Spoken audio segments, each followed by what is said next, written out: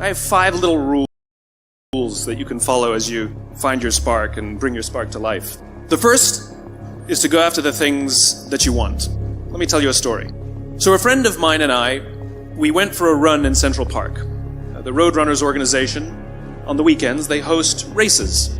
And it's very common at the end of the race, they'll have a sponsor who will give away something, apples or bagels or something. And on this particular day, when we got to the end of the run, there were some free bagels. And they had picnic tables set up, and on one side was a group of volunteers.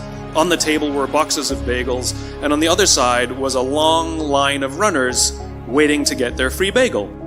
So I said to my friend, let's get a bagel. And he looked at me and said, that line's too long. And I said, free bagel.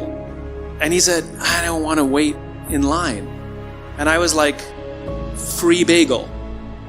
And he says, it's too long. And that's when I realized that there's 2 ways to see the world. Some people see the thing that they want, and some people see the thing that prevents them from getting the thing that they want. I could only see the bagels.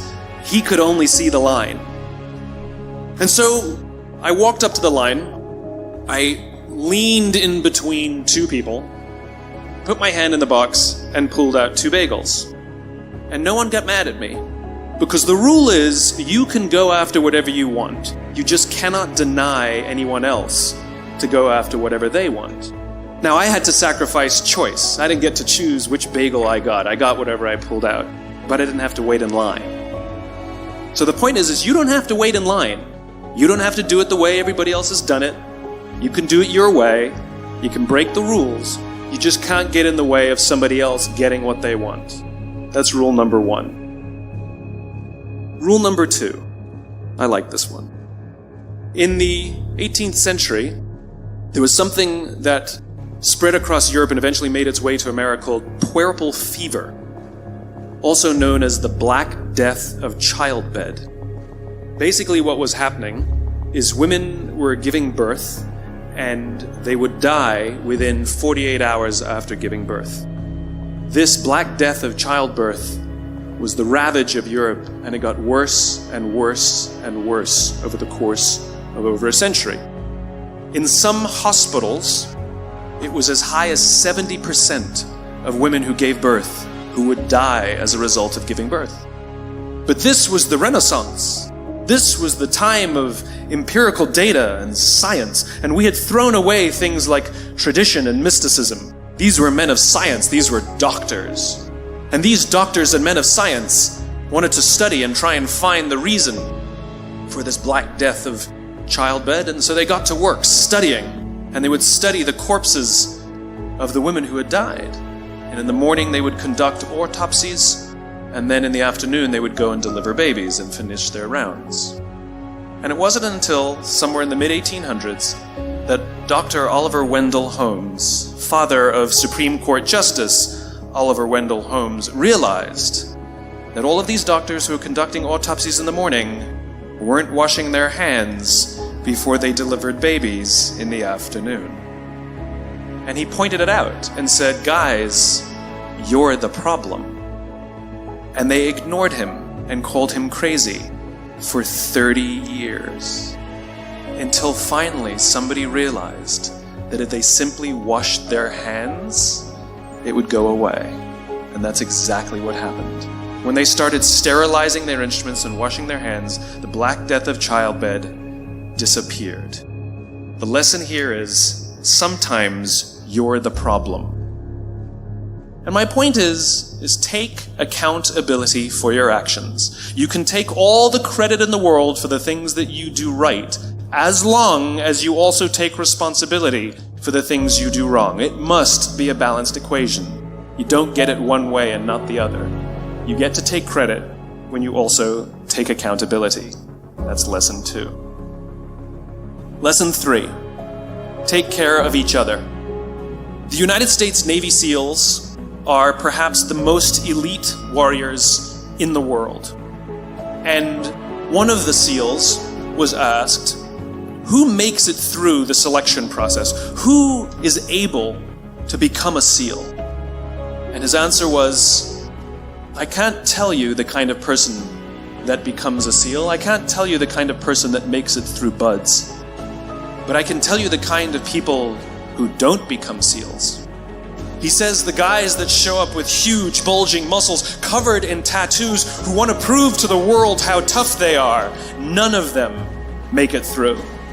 He said the preening leaders who like to delegate all their responsibility and never do anything themselves, none of them make it through.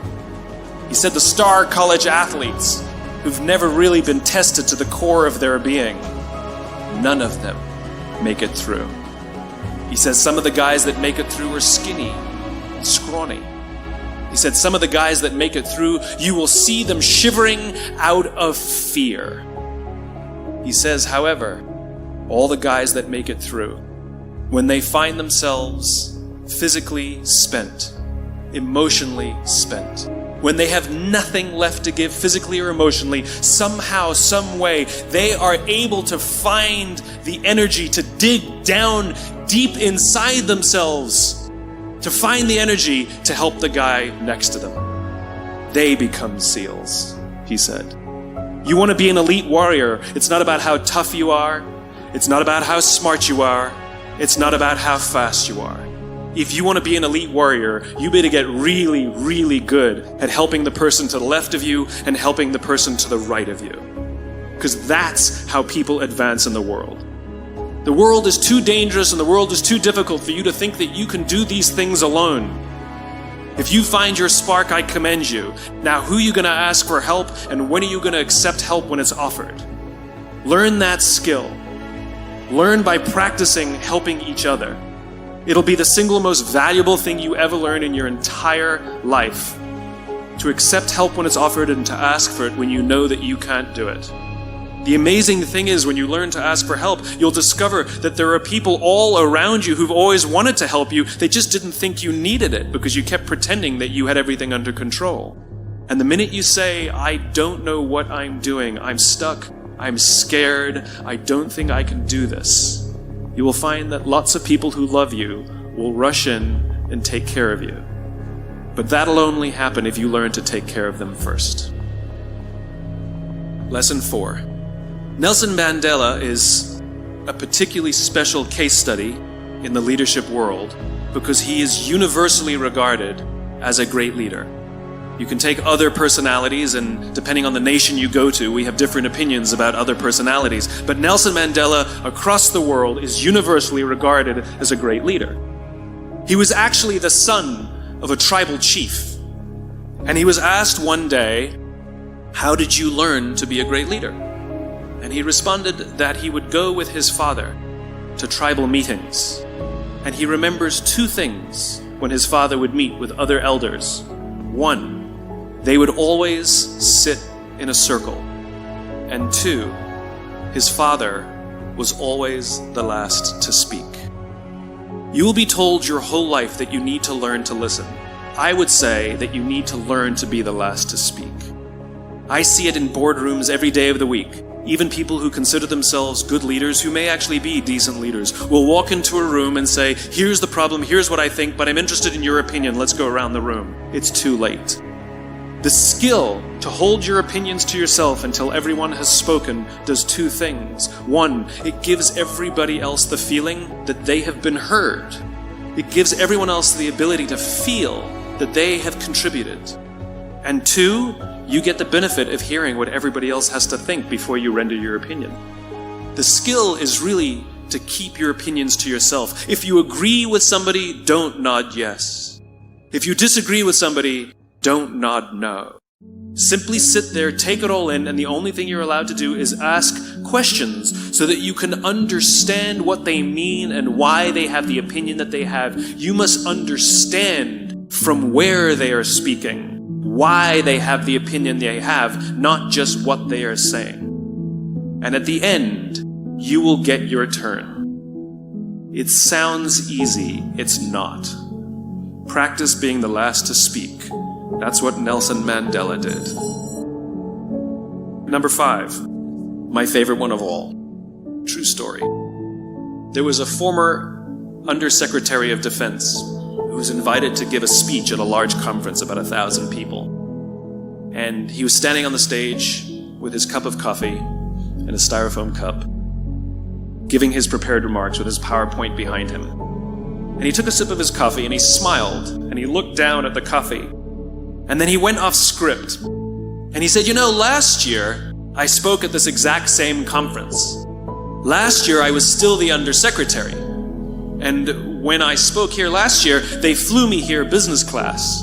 And when I arrived at the airport, there was somebody waiting for me to take me to my hotel.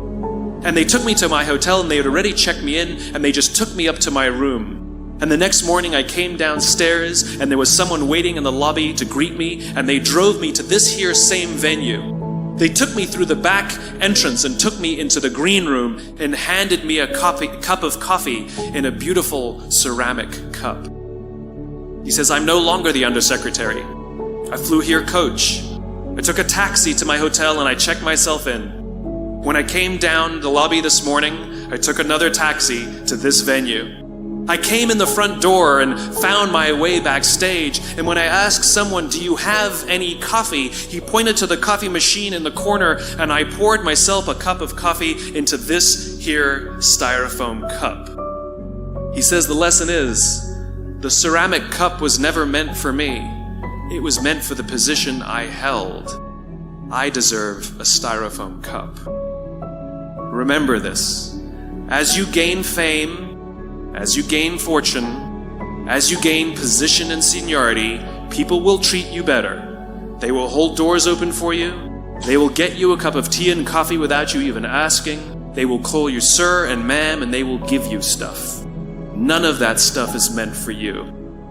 That stuff is meant for the position you hold. It is meant for the level that you have achieved of leader or success or whatever you want to call it. But you will always deserve a styrofoam cup. Remember that. Remember that lesson of humility and gratitude. You can accept all the free stuff. You can accept all the perks. Absolutely, you can enjoy them. But just be grateful for them and know that they're not for you. That none of us deserve the perks that we get. We all deserve a styrofoam cup.